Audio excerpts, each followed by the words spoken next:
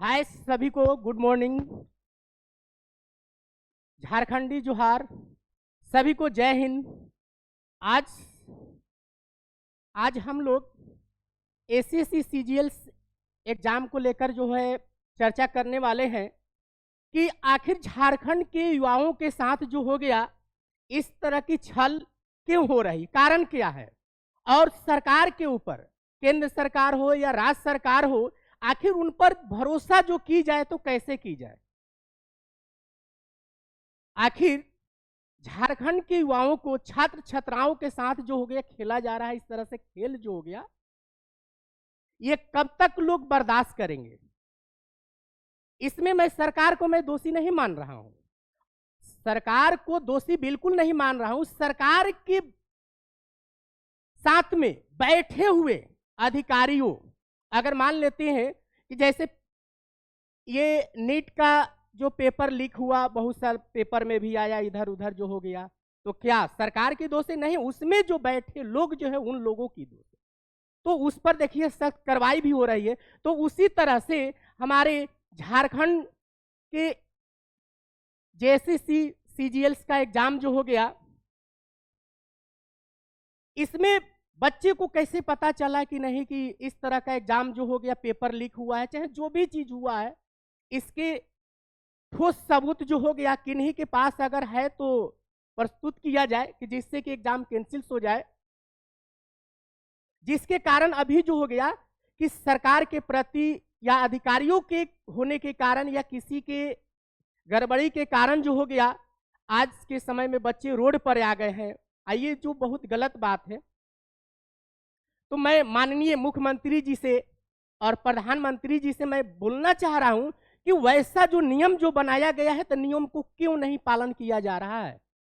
और इसमें जो हो गया बोला गया है कि नहीं कि अगर जो भी दोषी अगर पाए जाते हैं उनको सजा जो मिलेगी, तो उसी तरह से जब मिलेगी, केवल बनने से नहीं होता है, उस पर लोगों को भरोसा होनी चाहिए कि नहीं कि हमारी सरकार जो बहुत अच्छी है। सरकार के दफ्तर में बैठे हुए अधिकारियों के होने के कारण सरकार भी बदनाम होती है। कोई भी सरकार हो, सरकार जो हो गया कभी नहीं चाहती है कि नहीं कि हमारे राज्य के छात्राओं जो हो गया, छात्र जो हो गया, युवाओं जो है रोड पर आए। उनकी मानसिकता ऐसी नहीं होती है। लेकिन मैं माननीय मुख्यमंत्री जी से और प्रधानमंत्री जी से मैं बोलूंगा कि अगर इसमें इस तरह की जो भी गड़बड़ी अगर होती है, अगर मिली जा, अगर साक्ष्य अगर मिल जाती है, तो उसमें अधिकारी हो, पदाधिकारी हो, कोई भी अगर हो, सभी के लिए एक समान कानून होना चाहिए, जिससे कि आने वाले भविष्य में इस तरह के लोग सोचे नहीं। अगर बहुत खेद के साथ मुझे कहना पड़ रहा है कि अभी रांची में जो हो गया, बच्चे जो हो गया चले जा रहे हैं, जो हो गया बताइए, पैदल मार्च जो निकाल कर रांची पहुंच रहे हैं, और उन लोगों पर बताइए कुछ शायद पेपर में आया हुआ है, तो आखिर उनको भरोसा कैसे होगी। आखिर जब सरकार के अधिकारी को भरोसा अगर विद्यार्थियों पर नहीं हो रही है, तो विद्यार्थियों को भी नहीं हो सकती है।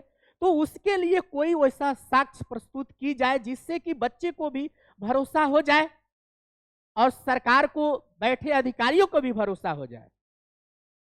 यानी कि निष्पक्ष रूप से जांच वैसे बैठाया जाए कि लोगों को, झारखंड के युवाओं के साथ जो हो गया इस तरह से सुनने को जो मिल रहा है, कभी न सुनने को मिले।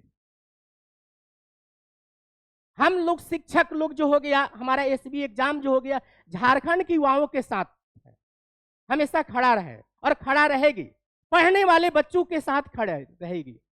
अब वैसा चीज नहीं है कि अब बताइए कि अगर गरीब के बच्चे जो हो गया इतना मेहनत से तैयारी कर रहे हैं, अगर उनको पता चले कि मेरा रिजल्ट ही नहीं आया, कुछ गड़बड़ी है, तो बताइए कि उसकी मम्मी पापा जो हो गया या किसी चाचा चाची काकी की बेटा जो हो गया, अब बताइए कि रात दिन मेहनत एक करके वह तैयारी कर रहा है, अगर उसको पता चला कि नहीं कि इसमें गड़बड़ी हो गया, तो क्या झारखंड के युवाओं पढ़ेंगे? नहीं।